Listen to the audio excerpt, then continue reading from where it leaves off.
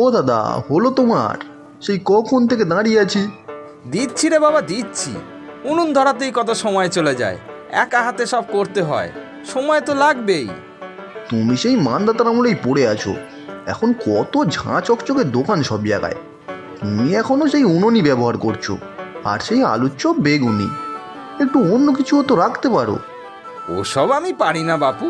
আমার বাবাও এইখানে বসেই চপ ভাজতো, আমিও বাবার থেকে তাই শিখেছি। ওই তো দেখো না, তোমার উল্টো দিকের দোকানে কত ভিড়, কত কি রাখে। ফুলকপির chop, chicken pakora, fish fry. গ্যাসে দুদিকে দুটো কড়া বসিয়ে ঝপঝপ ভেজে দিচ্ছে, আর তোমার কাছে দাঁড়িয়ে আছি তো আছি।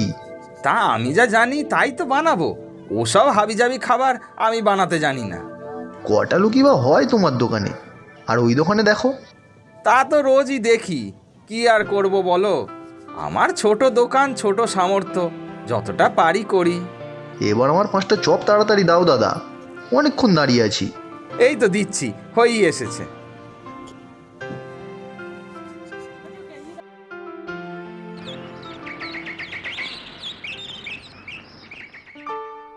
কি গো, কি এত ভাবছো বলো তো তুমি? ব্যবসাটা বড় মন্দা চলছে গো। কেন? যা চপ সিঙ্গারা বানাও সবই তো বিক্রি হয়ে যায়। না গো, এখন নতুন যুগ। আমাদের হাটেই একটা দোকান আছে, কত রকমের চপ বানায়।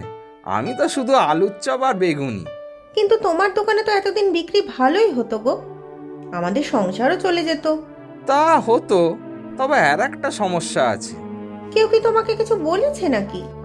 হ্যাঁ গো, যারা কিনতে আসে তাদের অনেকক্ষণ দাঁড়িয়ে থাকতে হয়। উনুন ধরাতেই তো কত সময় চলে যায়। দোকানটাও ত্রিপলের নিচে, বর্ষা বাদলে তো দোকান খুলতেই পারি না। তাহলে কি হবে গো? আমিও তো কয়েকবারই কাজ করে যা পাই, তার থেকে তো পাকা দোকান করা এখনই সম্ভব না।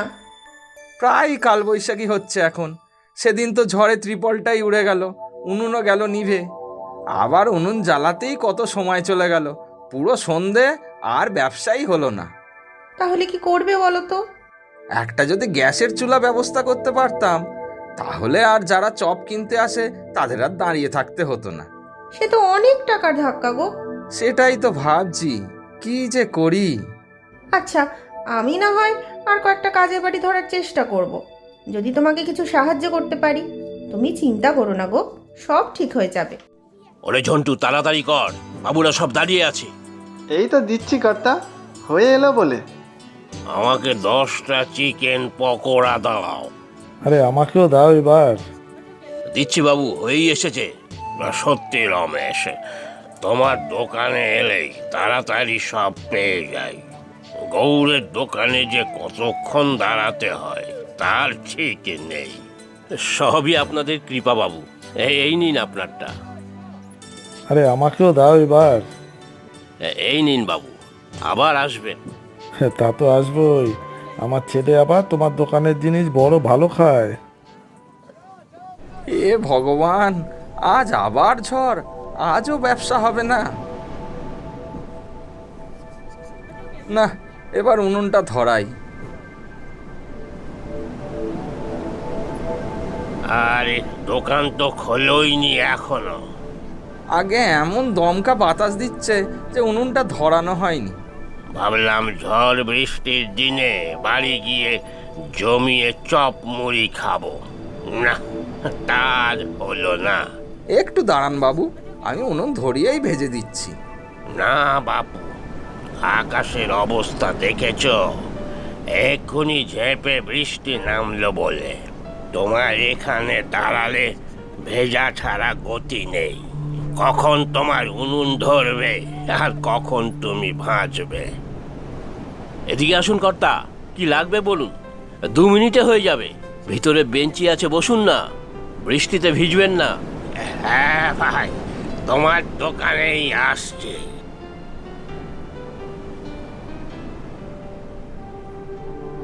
হায় ভগবান, এভাবে চললে তো ব্যবসা বন্ধ করে দিতে হবে।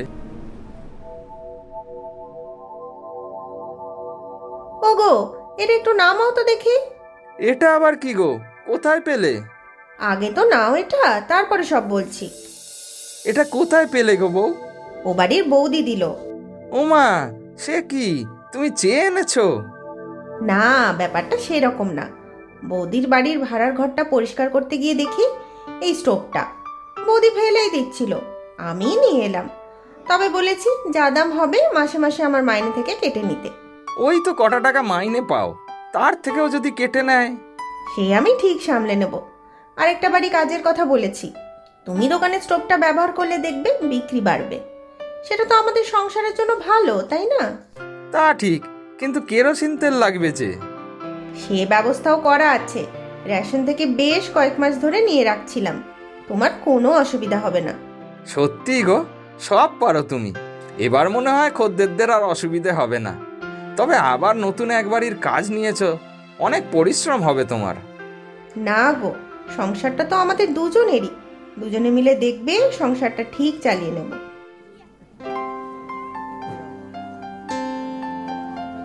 আজ এত তাড়াতাড়ি চপ ভাজছ?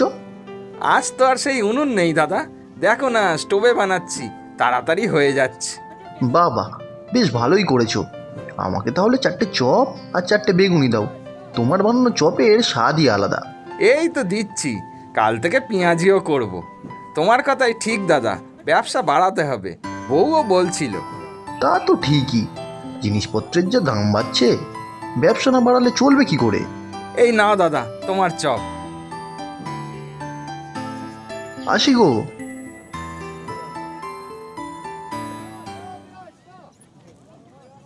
দেখেছেন কর্তা, আপনার সাথে প্রতিযোগিতায় নেমেছে। উনুনের বদলে স্টোভ এনেছে। না না, ছি ছি, আমার কারোর সাথে কোনো প্রতিযোগিতা হিংসা কিচ্ছু নেই। আমি চাই আমার ব্যবসা বাড়ুক, খদ্দেরদের অসুবিধা না হোক। আমার সাথে চালাকি? এই ত্রিপল ঘেরা দোকান নিয়ে আমার দোকানের সাথে পাল্লা দেবে? না না, আমার এরম কোনো উদ্দেশ্য নেই, বিশ্বাস করো। তোমার দোকানে কত কি পাওয়া যায়, আমি সামান্য চপ ভাজি। তোমার সাথে আমার তুলনা নেই দাদা। তোমার কোথায় পাকা দোকান, আর আমার এই ভাঙা দোকান। সেটা মনে থাকে যেন। আমার সাথে বেশি পেঁয়াজি করবে তো এই দোকানটাই উঠিয়ে দেবো। উপর মহলে আমার চেনা জানা আছে, বুঝলে? চলে আয় ঝন্টু। হায় হায় ঝন্টু, এবার কি হবে রে? দেশে নাকি গ্যাস সিলিন্ডারের আকাল পড়েছে, দামও অনেক বাড়বে। আমাদের ব্যবসা তো লাটে উঠবে রে। এখনো তো একটা সিলিন্ডার আছে কর্তা, চিন্তা করবেন না। সে আর শেষ হতে কতদিন? আমি কালকেই বুক করে দেবো, চিন্তা করবেন না।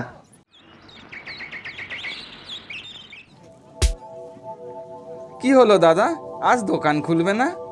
কাটা ঘায়ে নুনের ছিটে দিচ্ছ বুঝি? না না, এমা ছি ছি, কি হয়েছে? কি আর হবে, দেশে গ্যাসের আকাল পড়েছে, গ্যাস সিলিন্ডার পাওয়া যাচ্ছে না। আমার দোকানে তো গ্যাসেই রান্না হয়, আমার গ্যাস সিলিন্ডার শেষ। হ্যাঁ, খবরটা আমিও শুনেছি বটে। তবে আমার বাড়িতে উনুনে রান্না হয়, এখানেও এতদিন উনুনে হতো, এখন স্টোভ এনেছি। এবার আমার কি হবে? ব্যবসা বন্ধ থাকলে তো না খেয়ে মরবো। ঝন্টুও বিপদ দেখে পালিয়েছে। আমি বলি কি দাদা, তুমি আমার স্টোভটা নাও, আমি আবার উনুন ব্যবহার করব। তোমার দোকানে তো বেশ কিছু কাঁচামাল আছে, ব্যবহার না করে ফেললে সব নষ্ট হবে, অনেক লোকসান হবে। দয়া দেখাচ্ছ? দয়া? আমাকে দয়া দেখাচ্ছ? না না দাদা, তোমাকে দয়া করব আমার সে ক্ষমতা নেই। রাগ করো না দাদা, আমার উনুনে অভ্যাস আছে, তুমি আমার স্টোভটা নাও। সত্যি বলছো? বাঁচালে ভাই। দেখি যতটা যা পারি নিজের হাতে, কোনো মতে সংসারটা তো চলুক।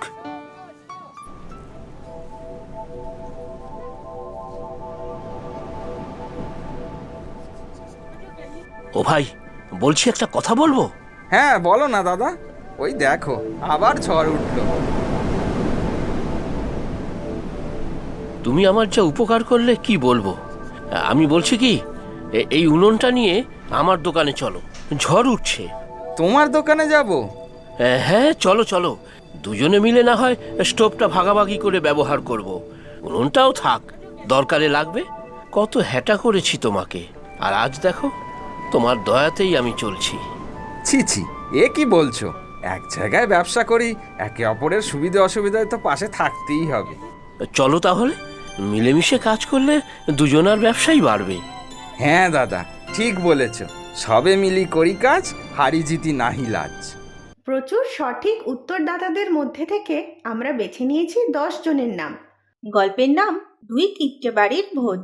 নামগুলি হলো অঙ্গিমা সাহা, হাবড়া, পশ্চিমবঙ্গ থেকে; নিশাত জাহান সুমাইয়া, গোপালগঞ্জ, বাংলাদেশ থেকে; সৌমাল্য মাইতি, পশ্চিম মেদিনীপুর, পশ্চিমবঙ্গ থেকে; আবদুল্লাহ তাশরিফ, মাদারীপুর, বাংলাদেশ থেকে; রিয়া চৌধুরী, শিলচর, আসাম থেকে; নিহারা খাতুন, মুর্শিদাবাদ, পশ্চিমবঙ্গ থেকে; আনিসা মেহরিশ, চট্টগ্রাম, বাংলাদেশ থেকে; সমাপ্তি সাহা, কলকাতা, পশ্চিমবঙ্গ থেকে; তামান্না বিশ্বাস, মালদা, পশ্চিমবঙ্গ থেকে; সুনন্দা কোনার, বহরমপুর, মুর্শিদাবাদ, পশ্চিমবঙ্গ থেকে। আজকের প্রশ্ন: রমেশের দোকান কেন বন্ধ হয়ে যাচ্ছিল?